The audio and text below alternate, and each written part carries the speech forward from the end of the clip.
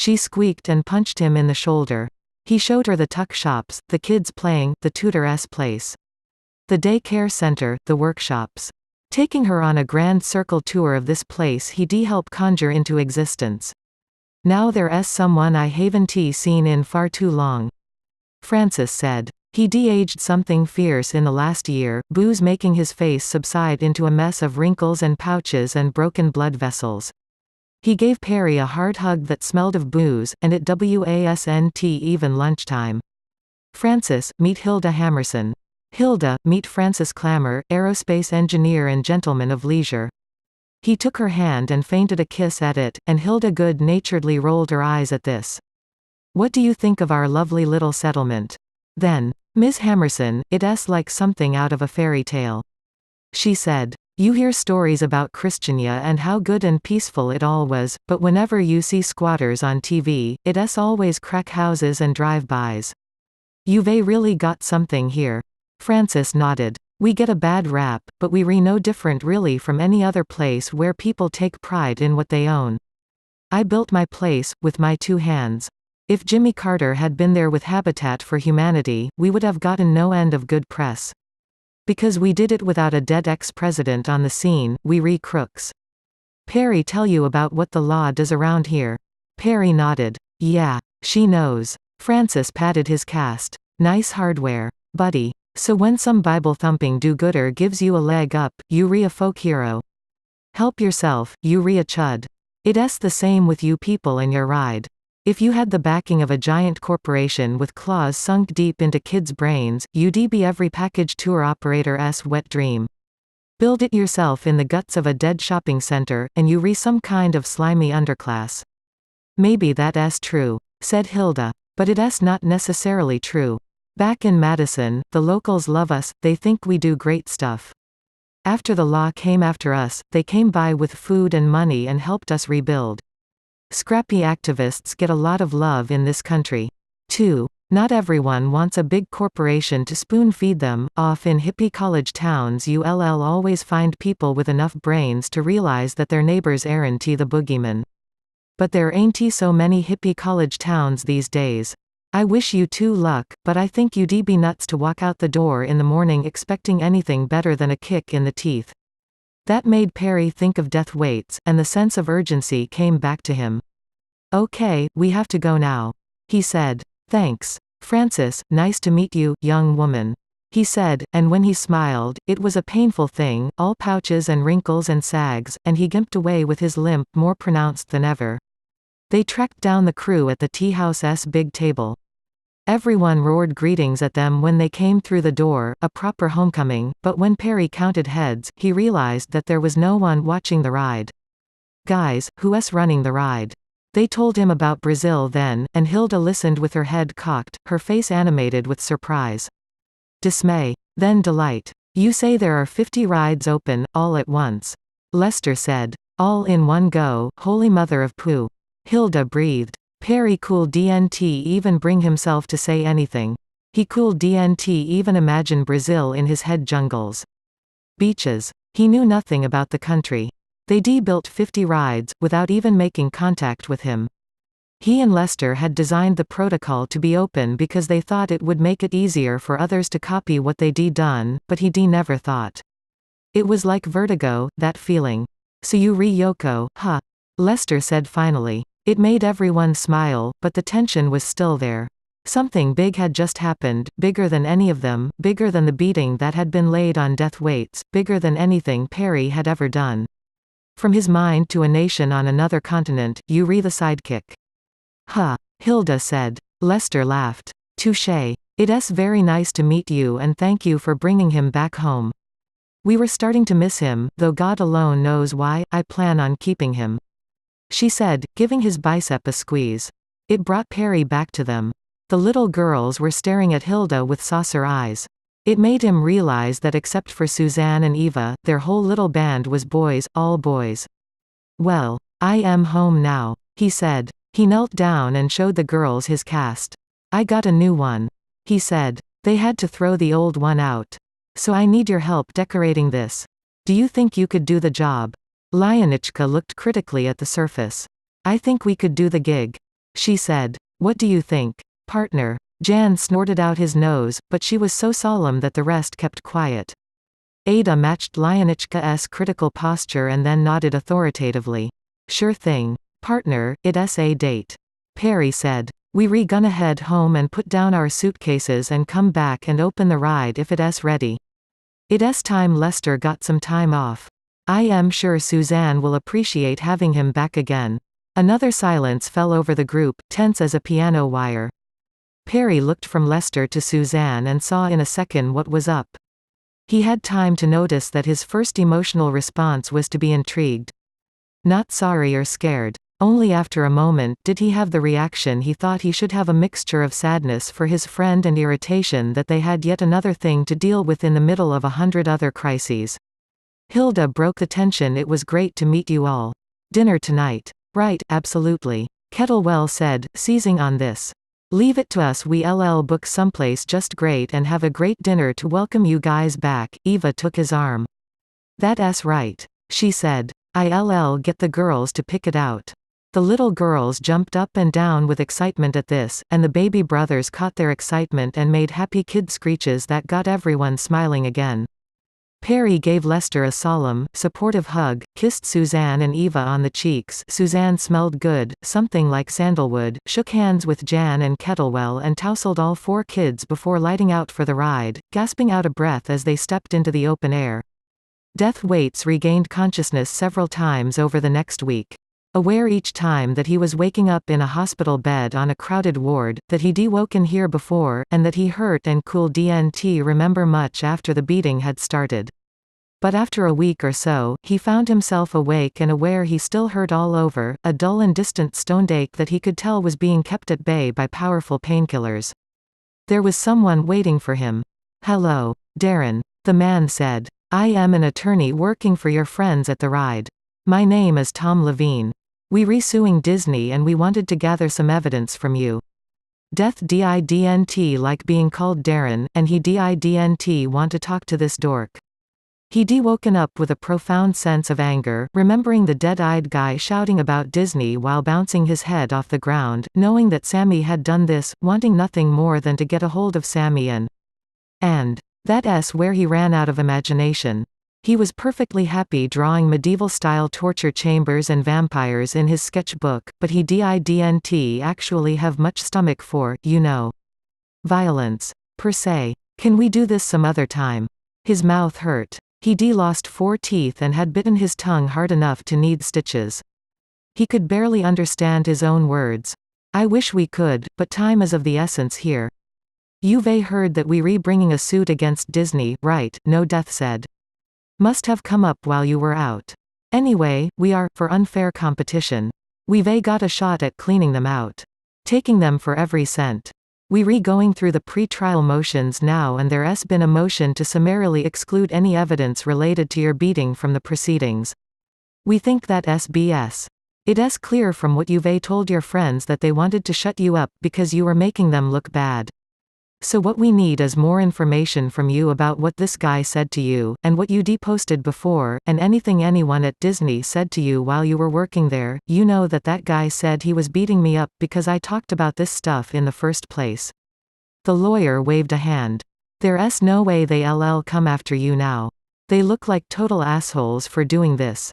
They scared stupid. Now, I am going to want to formally depose you later, but this is a pre-deposition interview just to get clear on everything. The guy leaned forward and suddenly Death Waits had a bone-deep conviction that the guy was about to punch him. He gave a little squeak and shrank away, then cried out again as every inch of his body awoke in hot agony, a feeling like grating bones beneath his skin. Whoa, take it easy there, champ. The lawyer said. Death Waits held back tears. The guy wasn't going to hit him, but just the movement in his direction had scared him like he'd leapt out holding an axe. The magnitude of his own brokenness began to sink in and now he could barely hold back the tears. Look, the guys who run the ride have told me that I have to get this from you as soon as I can. If we're going to keep the ride safe and nail the bastards who did this to you. I need to do this. If I had my way. I wouldn't bug you, but I've got my orders. Okay, Death snuffled back the tears. The back of his throat felt like it had been sanded with a rusty file.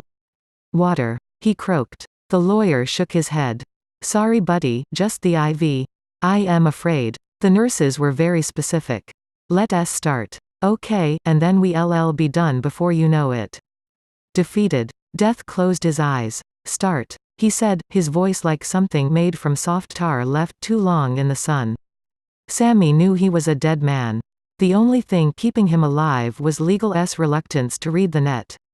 Hackleberg had a couple of juniors who kept watch lists running on hot subjects, but they liked to print them out and mark them up, and that meant that they lagged a day or two behind the blogosphere. The death weights thing was a freaking disaster. The guy was just supposed to put a scare into him, not cripple him for life. Every time Sammy thought about what would happen when the death weights thing percolated up to him, he got gooseflesh. Damn that idiot thug anyway. Sammy had been very clear. The guy who knew the guy who knew the guy had been reassuring on the phone when Sammy put in the order sure. Sure, nothing too rough. Just a little shoving around. And what's worse is the idiot kid hadn't gotten the hint. Sammy didn't get it. If a stranger beat him half to death and told him to stop hanging out in message boards, well, the message boards would go. Damned right they would. And with Freddie, there was a shoe waiting to drop. Freddie wouldn't report on their interview, he was pretty sure of that. Off the record means something, even to journalists like Honest Freddie. But Freddie wasn't going to be nice to him in follow-ups, that much was sure. And when Freddie got wind of the death weights situation, he began to hyperventilate. "I am going to go check on the construction," he said to his personal assistant, a new girl they'd sent up when his last one had defected to work for Wiener, after Sammy D shouted at her for putting through a press call from some blogger who wanted to know when Fantasyland would be reopening. It had been a mistake to shut down Fantasyland just to get the other managers off his back. Sure, the rides were sick dogs, but there had been life in them still. Construction sites don't bring in visitors, and the numbers for the park were down and everyone was looking at him. Never mind that the only reason the numbers had been as high as they were was that Sammy had saved everyone's ass when he'd done the goth rehab. Never mind that the real reason that numbers were down was that no one else in management had the guts to keep the park moving and improving. He slowed his step on Main Street, USA, and forced himself to pay attention to his surroundings. The stores on Main Street had been co-opted into helping him dump all the superfluous goth merchandise, and it was in their windows and visible through their doors. The Fatkins pizza stands and ice cream wagons were doing a brisk trade around the castle roundabout. The crowd was predominantly veering to the left, toward Adventureland and Frontierland and Liberty Square, while the right side of the plaza, which held the gateways to Fantasyland and Tomorrowland, was conspicuously sparse. He'd known that his numbers were down, but standing in the crowd's flow, he could feel it. He cleared the castle and stood for a moment at the brink of Fantasyland. It should be impossible to stand here at 1 in the afternoon. There should be busy rushes of people pushing past to get on the rides and to eat and to buy stuff, but now there were just a few kids and eyeliner puffing cloves in smokeless hookahs and a wasteland of hoardings painted a shade Imagineering called Go Away green for its ability to make the eye slide right past it. He'd left the 2 big coasters open, and they had decent queues, but that was it. No one was in the stores, and no one was bothering with the zombie maze. Clouds of dust and loud destruction noises rose over the hoardings, and he slipped into a staff door and threaded his way onto one of the sites, pausing to pick up a safety helmet with mouse ears. At least these crews were efficient. He'd long ago impressed on the department that hired construction contractors the necessity of decommissioning old rides with extreme care so as to preserve as much of the collectible value of the finishings and trim as possible. It was a little weird Disney customers howled like stuck pigs when you shut down their rides, then fought for the chance to spend fortunes buying up the dismembered corpses of their favorite amusements. He watched some Cuban kids carefully melting the hot glue that had held the skull trim elements to the pillar of the Dia de los Muertos facade, setting them atop a large pile of other trim scythes, hooded figures. Tombstones with a layer of aerogel beneath to keep the garniture from scratching. The whole area behind the hoardings was like this, rides in pieces, towers of fiberglass detritus sandwiched between layers of aerogel. They'd done this before, when he'd taken Fantasyland down, and he'd fretted every moment about how long the tear down was taking. There were exciting new plans lurking in the wings then, waiting to leap on stage and take shape. He'd had some of the ride components fabricated by a contractor in Kissimmee, but large chunks of the construction had to take place on site. The advantage had been his cheap fabricators, new materials, easy collaboration between remote contractors and his people on site. No one had ever executed new rides as fast and as well as he had. The things had basically built themselves. Now the competition was using the same tech and it was a fucking disaster for him. Worse and worse, he had no plans for what was to come afterward. He'd thought that he'd just grab some of the audience research people, throw together a Fatkins focus group or two, and give Imagineering 2 weeks to come up with some designs they could put up fast. He knew from past experience that design expanded to fill the time available to it, and that the best stuff usually emerged in the first 10 days anyway, and after that it was all committee group think. But no one from audience research wanted to return his calls, no one from Imagineering was willing to work for him, and no one wanted to visit a section of the park that was dominated by construction hoardings and demolition dust. What the hell was happening at the Miami ride? Anyway, he could follow it online, run the 3D fly-throughs of the ride as it stood, even download and print his own versions of the ride objects, but none of that told him what it felt like to get on the ride, to be in its clanking bowels, surrounded by other riders, pointing and marveling and laughing at the scenes and motion. Rides were things that you had to ride to understand. Describing a ride was like talking about a movie so abstract and remote. Like talking about sex versus having sex. Sammy loved rides. Or he used to. Anyway. So much more than films, so much more than books, so immersive and human, and the whole crowd thing, all the other people waiting to ride it or just getting off it.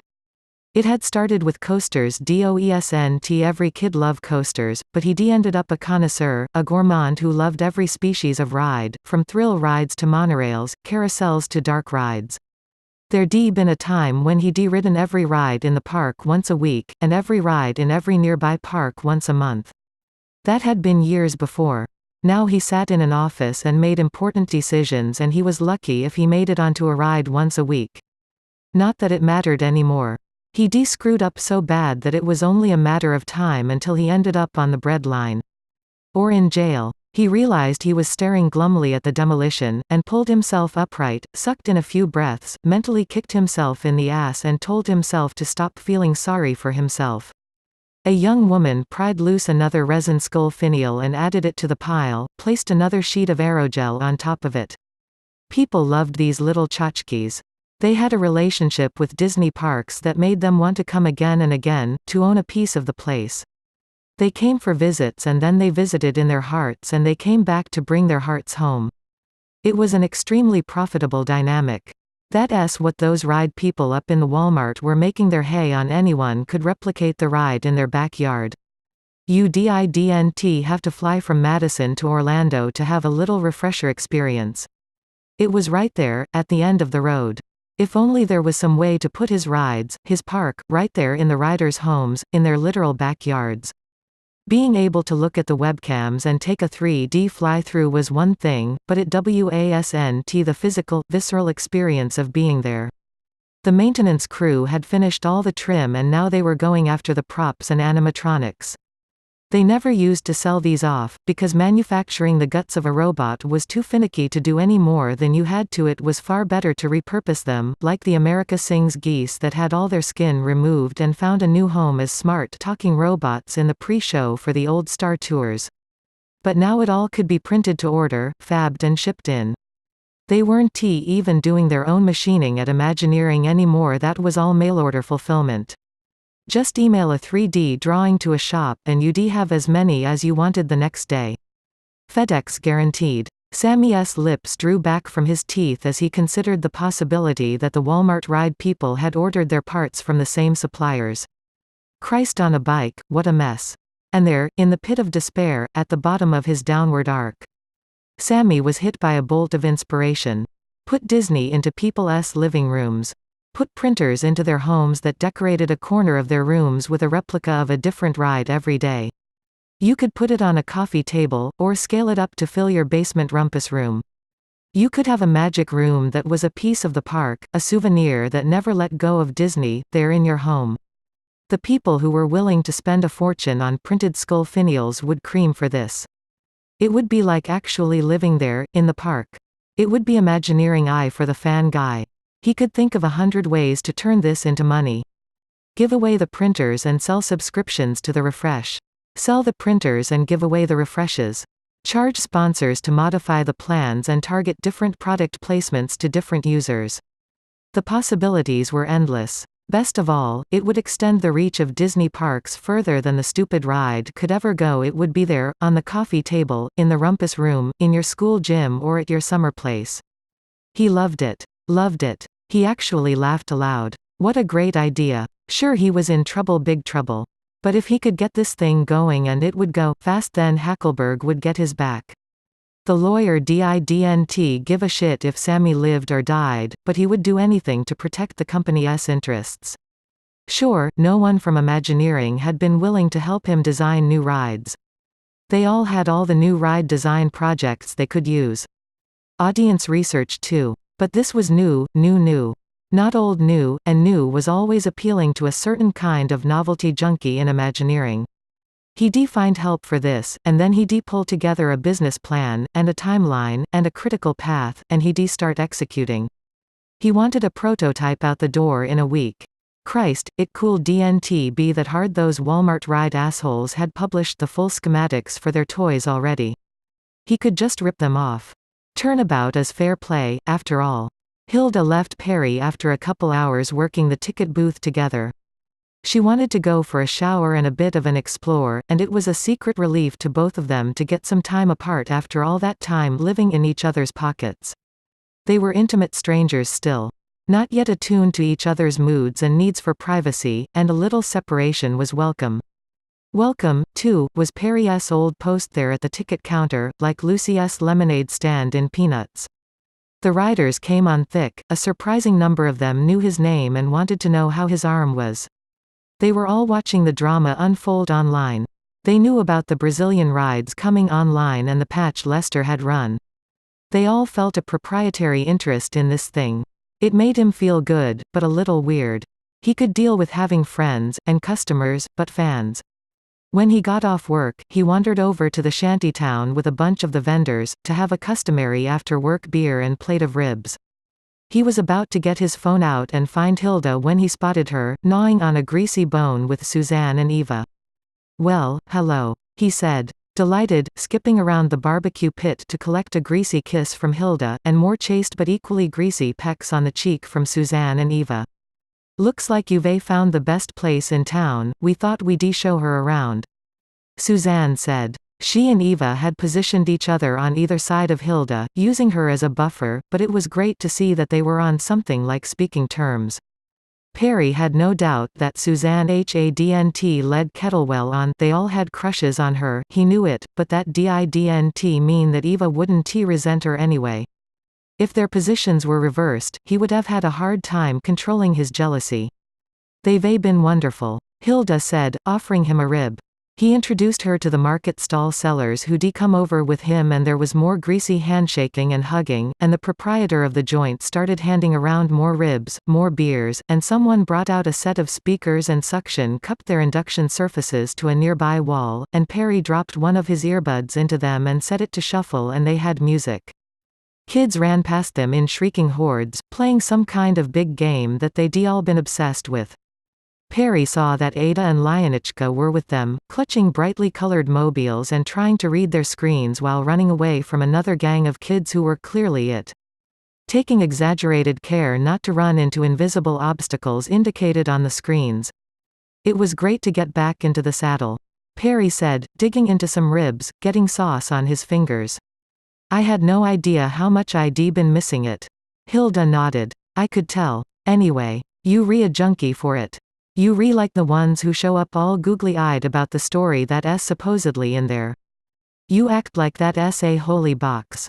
Suzanne nodded solemnly. "She's right. The two of you and Lester, you so into that thing, you the biggest fanboys in the world.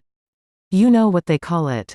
The fans, when they get together to chat about the stuff they love. Drooling. As in, Did you see the drool I posted this morning about the new girl's bedroom scene? You drool like no one's business when you talk about that thing. It's a holy thing for you. You guys sound like you've been comparing notes. Perry said, making his funny eyebrow dance. Eva arched one of her fine, high eyebrows in response. In some ways, she was the most beautiful of all of them, the most self-assured and poised. Of course we were. Sonny, your young lady here needed to know that you aren't an axe murderer. The women's camaraderie was almost palpable. Suzanne and Eva had clearly patched up whatever differences they had, which was probably bad news for Kettlewell. Where is Lester, anyway? He hadn't planned on asking, but Suzanne's mention of his name led him to believe he could probably get away with it. He's talking to Brazil. Suzanne said. It's all he's done, all day long. Talking to Brazil. Wow, Perry D thought of Brazil as a kind of abstract thing, 50 rogue nodes on the network that had necessitated a hurried software patch. Not as a bunch of people. But of course, there they were, in Brazil, real people by the dozens, maybe even hundreds, building rides. He doesn't speak Spanish, though. Perry said. Neither do they. Dork. Hilda said, giving him an elbow in the ribs. Portuguese, they all speak some English and he's using automated translation stuff for the hard concepts. Does that work? I mean, anytime I've tried to translate a web page in Japanese or Hebrew, it's kind of read like noun noun noun noun verb noun random. Suzanne shook her head. That's how most of the world experiences most of the net.